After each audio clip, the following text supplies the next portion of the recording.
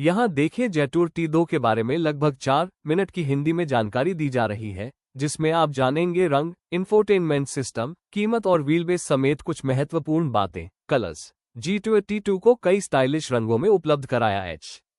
Night black, silver snow, मिस्टी Sion, sand lime green, सन orange.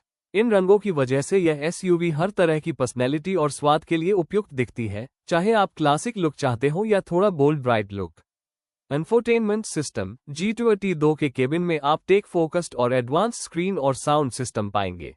15.6 inch का बड़ा touch screen display ये पूरा सिस्टम कार के कई features, navigation, CarPlay, Android auto, music आदि को कंट्रोल करता है। इस स्क्रीन को प्रोसेसिंग के लिए पावरफुल स्नैपड्रैगन 8155 चिपसेट मिलता है, जिससे सिस्टम काफी स्मूथ लगता है। साथ में 10.25 इंच का डिजिटल इंस्ट्रूमेंट क्लस्टर भी मिलता है, जो स्पीड, ड्राइव मोड्स और जरूरी जानकारी दिखाता है।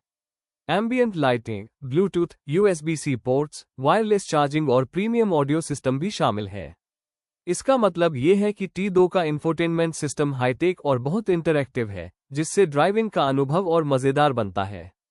प्राइस। जेटूर T2 की कीमत देश और मॉडल के हिसाब से अलग अलग है। भारत में अपेक्षित एक्स शोरूम कीमत 15 लाख रुपए से 30 लाख रुपए के बीच बताई जा रही है, जब इसे लॉन्च किया जाएगा।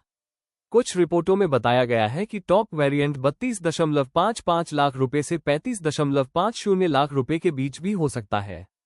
अन्य देशों में, जैसे UAE, चीन, कीमत आमतौर पर लगभग 1,40,000 यूनाइटेड अरब अमीरात दिरहम से ऊपर होती है।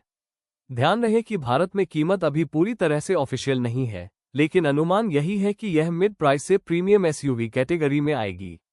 Wheel base. जेटूर T2 का व्हील बेस लगभग 2800 मिलीमीटर है।